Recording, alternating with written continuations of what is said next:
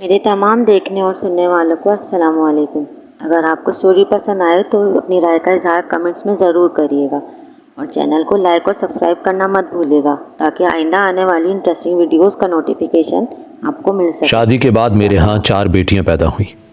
جب 5ویں بار حمل ٹھہرا تو میری ساس بولی اس بار اگر بیٹی پیدا کی تو تجھے گھر سے نکال دیں گے۔ میں ہر وقت پریشان رہتی اور دن رات دعا کرتی کہ بیٹا پیدا ہو۔ ایک دن نوکر بولا بی بی جی روز کچا انڈا کھاؤ شرطن بیٹا ہی پیدا ہوگا۔ میں روز ایک کچا انڈا کھا کر سونے لگی، مگر جب ڈیلیوری کا وقت بچہ پیدا ہوا تو میرے قدموں تلے سے زمین نکل گئی، کیونکہ وہاں تو نوکر کا۔ میرا نام سائرہ ہے۔ میری شادی کو 5 سال ہو گئے تھے۔ میری شادی ایک بہت ہی امیر خاندان میں ہوئی تھی۔ میرے ماں باپ نے بھی نہ اس خاندان کے لوگوں کو دیکھا اور نہ ہی کسی اور بات کو، بس اسی بات پر خوش ہو گئے کہ بہت بڑا گھر ہے اور اکلوتا بیٹا ہے، اور جہاں بیٹے اکلوتے ہوں وہاں پر ساری ذمہ داریاں بھی بہو پر ہی پڑ جاتی۔ اس گھر میں کسی چیز کی کمی نہیں تھی، لیکن ایک چیز نے جینا حرام کر رکھا تھا، اور وہ یہ کہ میں نے اس گھر کا وارث پیدا کرنا تھا۔ خیر سے مجھے شادی کے پہلے ہی سال حمل ہو گیا۔ میں بہت زیادہ خوش تھی، لیکن یہ ہمارے اس معاشرے کا المیہ ہے کہ عورت سے امیدیں کبھی ختم نہیں ہوتی۔ پہلے اچھی پڑھائی کر رہے، پھر اچھی شکل و صورت کی بن کر رہے، اس کے بعد پوچھا جاتا ہے کہ اس کی شادی ہوگی یا نہیں۔ شادی ہو گئی تو ماں بنی ہے یا نہیں، اور اگر ماں بنی ہے تو بیٹے کی ماں بنی ہے یا بیٹی کی، اور اگر بیٹی ہوئی ہے تو بیٹا کیوں نہیں ہوا۔ عورت کی ساری زندگی یہی سب کرتے اور سنتے گزر جاتی ہے۔ مجھے بھی اللہ نے بیٹی سے نوازا۔ میں بہت خوش تھی، کیونکہ ایسے لوگ بھی تھے جن کو شادی کے 10 سال بعد بھی اولاد نہیں نصیب ہوئی، لیکن میری ساس اور شوہر بالکل بھی خوش معلوم نہیں ہو رہے تھے۔ پھر بھی انہوں نے اپنی ناراضگی کا اظہار نہ کیا، لیکن جانے قسمت نے میرے لیے کیا سوچ رکھا تھا۔ میرے گھر میں ایک ایک کر کے 4 بیٹیاں پیدا ہو گئیں۔ اس گھر کو ایک حویلی کہنا زیادہ مناسب ہوگا۔ اس حویلی کا ایک نوکر بھی تھا جسے سب اکرم کہا کرتے تھے۔ ایک وہی تھا اس گھر میں جو میرا درد سمجھتا تھا۔ وہ کہتا تھا کہ اللہ نے تو آپ کے گھر میں رحمت دی ہے۔ وہی اکثر یہ خبر باہر سنانے آتا کہ بیٹی ہوئی ہے، اور بدلے میں میرے شوہر سے تھپڑ بھی کھا لیتا۔ آخر 2 بیٹیوں کی دفعہ باقاعدہ میرے شوہر اور میری ساس نے بہت زیادہ غصہ کیا، مجھے بھی باتیں سنائی، اور کئی ہفتوں تک ان کا موڈ بھی خراب تھا۔ اب تو میرا شوہر اپنی بیٹیوں کو پیار بھی نہیں کیا کرتا تھا۔ میری ساس بھی ان کو اپنے قریب بھٹکنے نہیں دیتی، ان سے ایسے خار کھاتی جیسے وہ ان کو ہاتھ لگائے گی تو اس کے ہاتھ پلید ہو جائیں گے۔ میں بہت پریشان رہتی۔ اس گھر میں میری بیٹیوں کو ہر سہولت حاصل تھی، وہ اچھے سکولز میں جا رہی تھی اور اچھا کھاتی تھی، لیکن کوئی ان سے محبت نہیں کیا کرتا تھا۔ اسی وجہ سے میری بیٹیاں بہت ضدی ہوتی جا رہی تھی۔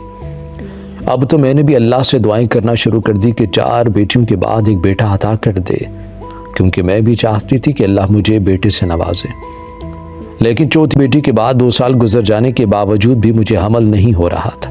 ایک تو یہ کہ 4 بیٹیوں کی ماں تھی، اور اب حمل نہ ہونا مجھے مزید باتیں سننا پڑ رہی تھی۔ میں بہت پریشان رہتی۔ جب انسان بہت پریشان ہوتا ہے تو اسے جو بھی ملتا ہے وہ اسے اپنے دل کی بات کہہ دیتا ہے۔ اسی طرح میں اپنے نوکر اکرم سے اپنے دل کی بات کہہ دیا کرتی کہ میں آج کل بہت پریشان ہوں۔ بس یوں سمجھیں کہ میں نے اکرم کو اپنے بارے میں سب کچھ بتا دیا تھا کہ مجھے کیا اچھا لگتا ہے، کیا برا لگتا ہے، کیوں پریشان رہتی ہوں، لیکن اکرم نے مجھے اپنے بارے میں کبھی کچھ نہیں بتایا۔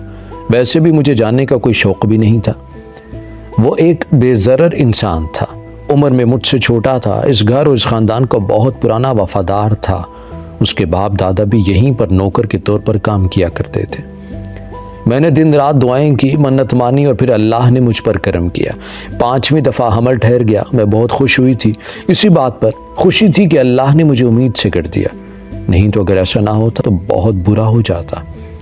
میں جب بھی امید سے ہوتی تو میرے حمل کے 9 ماہ میں میرا شوہر اور میری ساس میرے ساتھ قدرے آرام سے پیش آیا کرتے۔ ان کی امید ہوتی کہ سب خیر ہوگی اور اللہ ہم کو بیٹے سے نواز دے گا۔ وہ اس بیٹا بیٹی کی چال میں ایسے پھنسے تھے کہ وہ ڈاکٹر سے پتہ بھی نہ کرواتے تھے کہ ان کے ہاں بیٹا آنے والا ہے یا بیٹی۔ وہ کہتے تھے کہ عین وقت پر ہی پتہ چلے گا، شاید اس کے پیچھے بھی کوئی ڈر تھا۔ ایک دن میں اپنے کمرے میں بیٹھی تھی کہ میری ساس میرے کمرے میں آئی۔ پہلے مجھ سے میری صحت دریافت کی اور پھر مجھے کہا، دیکھو اگر اس دفعہ تمہارے ہاں بیٹا نہ ہوا تو ہمیں کچھ ایسا کرنا پڑ جائے گا جس کی تم کو ہم سے امید نہیں ہوگی۔ میں نے پوچھا کہ یہ آپ کیا کہہ رہی ہیں، کیا کریں گے؟ میری ساس نے کہا کہ ہم تمہیں اس گھر سے نکال دیں گے۔ میں بہت زیادہ پریشان ہو گئی اور میری آنکھوں سے آنسو جاری ہو گئے۔ میں نے کہا کہ اس گھر کے علاوہ میرا ہے ہی کون؟ ماں باپ تو میرے سے دنیا میں نہیں رہے، بہن بھائی بھی کوئی نہیں ہے۔ اگر آپ مجھے گھر سے نکال دیں گے تو میں اپنی بیٹیوں کو لے کر کہاں جاؤں گی؟ میری ساس نے کہا کہ یہ ہمارا مسئلہ نہیں ہے، اس لیے دعا کرو کہ تمہارے ہاں بیٹا ہی پیدا ہو۔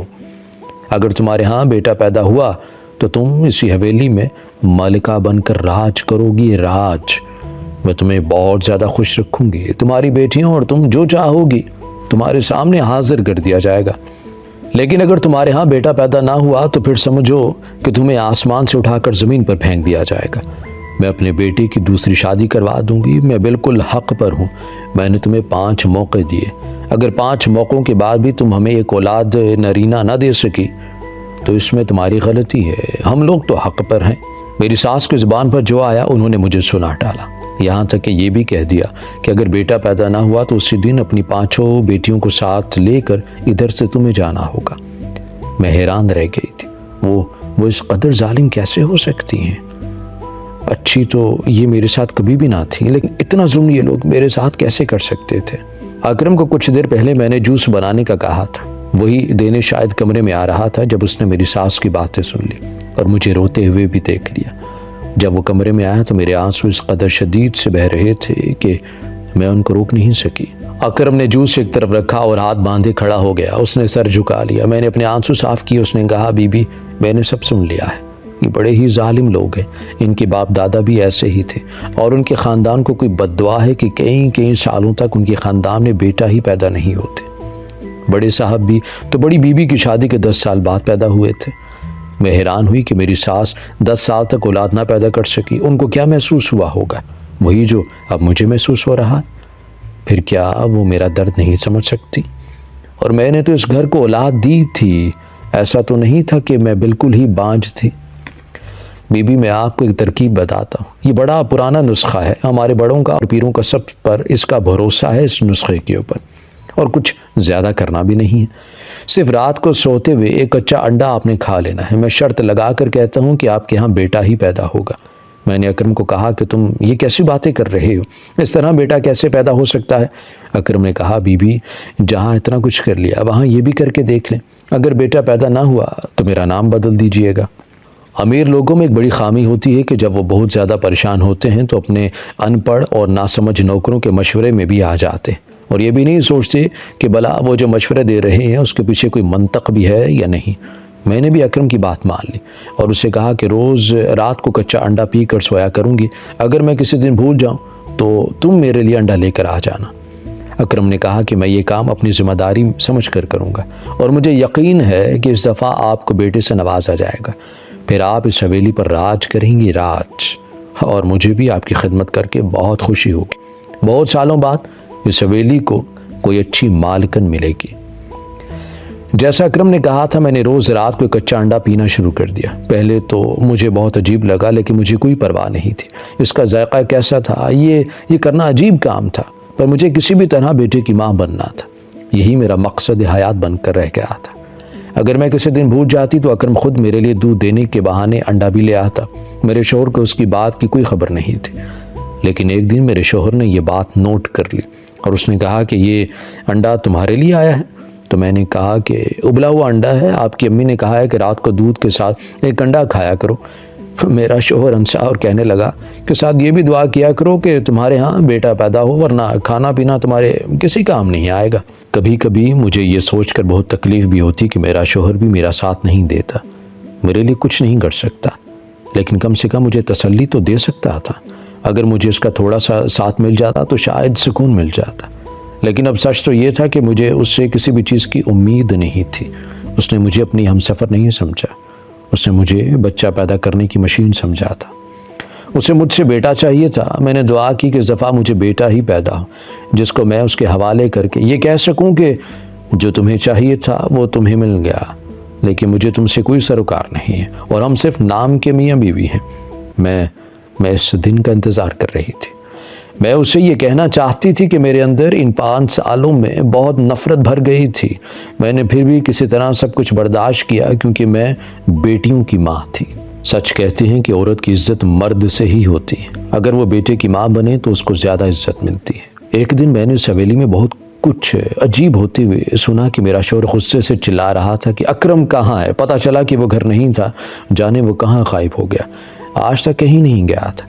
आज मेरे गांव से बहुत ज़रूरी दोस्त आ रहे थे, मुझे इतने सारे काम हैं और ये कहाँ भाग गया है। मैं भी सोचने लगी कि आखिर अकरम कहाँ गया है, लेकिन वो रात से पहले वापस आ गया। उसको मेरे शौहर ने बहुत डांटा, पर उसने सारे काम वक्त पर कर डाले। जब वो रात को वापस आया तो मैंने उससे पूछा कि तुम कहाँ गए थे, तो कहने लगे कि बस मैं किसी से मिलने चला गया था। लेकिन मुझे साफ महसूस हुआ कि वो झूठ बोल रहा था। जैसे अकरम ने कहा था, मैं रोज़ रात को एक कच्चा अंडा खाया करती थी और साथ ही अल्लाह से दुआएं भी किया करती। मेरी सास अक्सर लोगों से बातें करते हुए कह रही थी कि हाँ, भिड़ से उम्मीद से है, बस दुआ करो बेटा हो जाए, नहीं तो उसका किस्सा तो मैं तमाम कर दूंगी। बस बहुत झील लिया इस औरत को। एक दिन मैंने अपने शौहर से सवाल किया कि अगर इस दफ़ा भी हमारे यहाँ बेटी पैदा हुई तो क्या वाक़ई आप मुझे घर से निकाल देंगे। मेरे शौहर ने 2 पल मुझे देखा और फिर उस दुनिया की सबसे जालिम बात कह डाली। उसने कहा कि इस घर में मेरी अम्मी का हुक्म चलता है। अगर मेरी अम्मी कहेंगी कि तुम इस घर से जाना है तो मैं तुम्हें तलाक दे दूंगा, तो फिर यकीनन तुम्हें इस घर से जाना ही होगा और मैं भी तुम्हें तलाक दे दूंगा। मेरे शौहर ने यह बात इस कदर आराम से कही थी जबकि इस बात ने मेरे दिल में बहुत तूफ़ान मचा दिया था। लेकिन मैं और कुछ ना बोली और इतना कहा कि ठीक है, जैसे आपको मुनासिब लगे। आखिर ये आपकी ज़िंदगी है, आपकी हवेली है और औलाद भी आप ही की है। एक दिन मैंने कुछ ऐसा देखा कि मेरे पाँव तले से ज़मीन निकल गई। रात का वक्त था। ये वही टाइम था जब अकरम मेरे लिए अंडा लेकर आया करता, लेकिन आज उसे आने में देर हो गई थी। मुझे नींद आ रही थी। मैं चाह रही थी कि मैं जल्दी से खा के सो जाऊं। मेरे आखिरी दिन चल रहे थे। मुझे सुबह से ही तबीयत में कुछ अजीब सा महसूस हो रहा था। मुझे बहुत ज़्यादा नींद आ रही थी।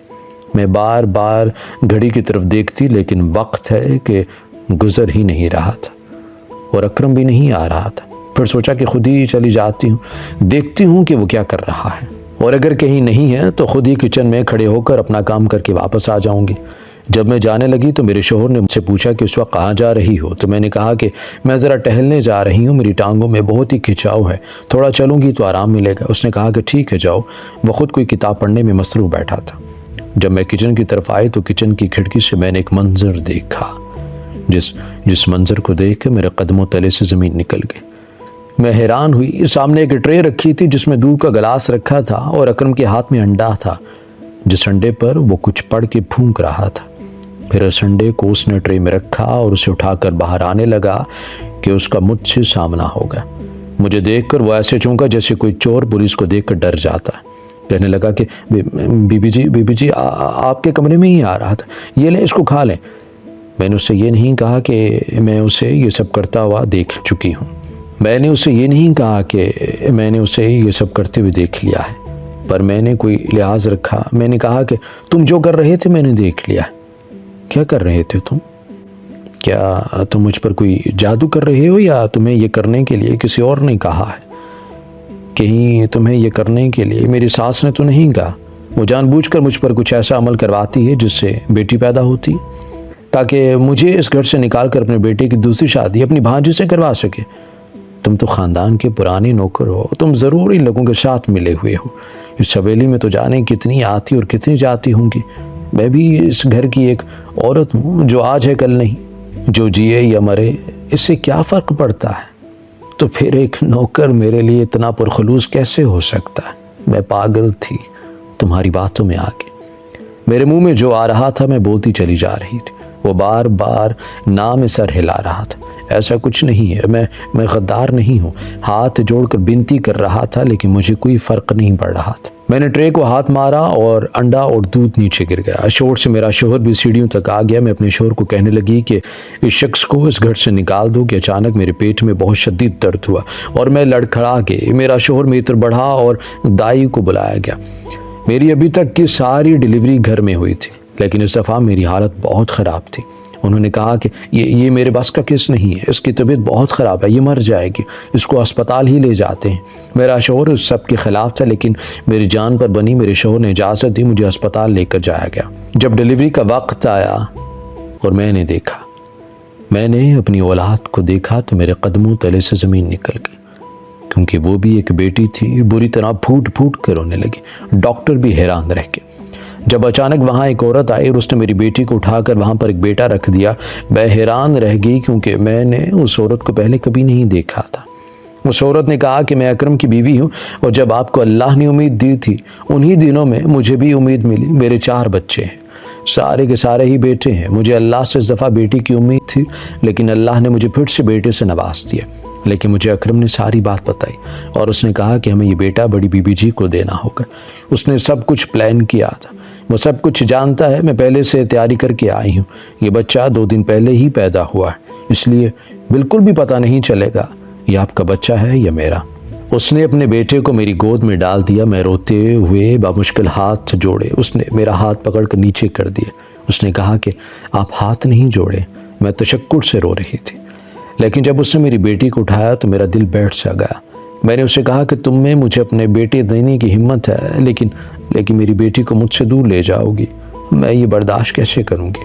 اس نے کہا کہ آپ فکر نہ کریں، میں اس کو اپنی اولاد کی طرح پالوں۔ وہ میری بیٹی کو اٹھا کر اس دروازے سے نکل گئی جہاں سے آئی تھی۔ میں نے ڈاکٹر سے بھی بات کر لی، ڈاکٹر کو سمجھا دیا۔ ڈاکٹر نے کہا آج کل ایسے لوگ اس دنیا میں نہیں ہوتے، اگر اس طرح آپ کا گھر بچتا ہے تو میں اپنی زبان بالکل بھی نہیں کھولوں گی۔ اور میں تو ڈاکٹر ہوں، میں روز اس طرح کے لوگوں کو دیکھتی ہوں۔ جب بیٹیاں پیدا ہوتی ہیں تو لوگ بری طرح رونا شروع کر دیتے، بلکہ تقریباً ماتم کرنا شروع کر دیتے۔ ایسا بالکل نہیں کرنا چاہیے۔ اکرم نے اپنا کام کر دیا، وہ واقعاً ایک وفادار نوکر تھا۔ میرے شوہر اور ساس کو جب پتہ چلا کہ میں نے بیٹے کو جنم دیا ہے تو وہ بہت زیادہ خوش ہوئے۔ جیسا میری ساس نے کہا تھا، مجھے ملکہ کی طرح لے جایا گیا اور میری ہر بات مانی گئی۔ اور میرا شوہر اپنے بیٹے کو پا کر خوش تھا اور میری بچیوں سے بھی بہت محبت کرنے لگا تھا۔ آج میری طبیعت کچھ بہتر ہوئی اور میں گھر آ گئی۔ میں نے کہا کہ مجھے معاف کر دو، میں نے جانے تمہیں کیا کیا نہیں کہا۔ اس نے کہا کہ بی بی جی کوئی بات نہیں، میں آپ کا حال سمجھتا ہوں۔ اس سنڈے کا اس بات سے کوئی تعلق نہیں تھا، بس میں نے سوچ لیا تھا کہ میں اپنی اولاد آپ کی جھولی میں ڈال دوں گا، لیکن اگر میں یہ بات آپ سے پہلے کرتا تو جانے آپ کیا سوچتی۔ ساتھ ہی مجھے یہ بھی امید تھی کہ اللہ آپ کو بیٹے سے نوازے گا، لیکن جب ہمیں پتہ چلا کہ اس کی بیٹی پیدا ہوئی ہے تو میں نے اپنی بیوی کو فوراً سے بھیجا۔ میں شادی شدہ ہوں، لیکن میں نے یہ بات کبھی کسی کو نہیں بتائی۔ آپ کی بیٹی ہمارے گھر میں محفوظ ہے، اور ہمیں 4 بیٹوں کے بعد جب بیٹی ملی ہے تو ظاہر ہے کہ وہ تو ہمارے گھر کی رانی بن کر رہے گی۔ آپ فکر نہ کریں، آپ سے ملوانے کے لیے لے آیا کروں گا۔ میری ساس اور شوہر کو جو چاہیے تھا وہ مل گیا تھا۔ میں اس گھر کی ملکہ تو تھی، لیکن میرے تیور بدل گئے تھے۔ میں ان کو اب جوتے کی نوک پر رکھ رہی تھی، ان کی ہر بات کا جواب دیتی تھی اور وہ بھی چپ کر سن لیتے۔ پھر قسمت نے بازی پلٹی اور ایک دن میرے ساتھ ایک بہت بڑا حادثہ ہو گیا۔ میری ساس اور شوہر گاڑی میں بیٹھ کر کہیں جا رہے تھے کہ ان کی کار حادثے کا شکار ہو گئی اور وہ دونوں اس دنیا میں نہیں رہے۔ مجھے اپنے شوہر کے جانے کا بہت افسوس ہوا۔ میں کئی مہینوں تک اس کا سوگ منایا کرتی۔ اب حویلی کی مالکن میں تھی، یہ ساری حویلی میری ہو چکی تھی۔ میں نے اکرم اور اس کی بیوی بچوں کو گاؤں سے واپس بلوا لیا اور اپنی بیٹی کو اپنی آنکھوں کے سامنے بڑا ہوتے دیکھنے کے لیے ان کو بھی اس گھر میں رہنے کے لیے کہا، اور آہستہ آہستہ ہم نے گاؤں کی ساری زمین اور حویلی بیچ دی۔ ہم نے شہر میں جا کر گھر بنا لیا۔ شہر میں جا کر میں نے سب کو یہی کہا کہ اکرم میرا سگا بھائی ہے۔ وقت کے ساتھ ساتھ بچیاں اور اکرم کا بیٹا جوان ہو گیا تو میں نے اس کی شادی اپنی 5ویں بیٹی سے کروا دی۔ اس طرح مجھے اپنی 5ویں بیٹی بھی واپس مل گئی۔ ساری دنیا یہی جانتی ہے کہ اکرم میرا بھائی ہے۔ فرض تو اس نے بھائیوں سے بھی بڑھ کر ادا کیا ہے، نہ صرف میری مدد کر کے بلکہ ان بچوں کی پرورش کرنے میں بھی اس نے ہماری بہت مدد کی ہے۔ اب ہم سارے اکرم کے بچے اور میرے بچے آپس میں ایک دوسرے کے ساتھ خوشی خوشی رہتے ہیں۔ ہم سب بہت خوش ہیں۔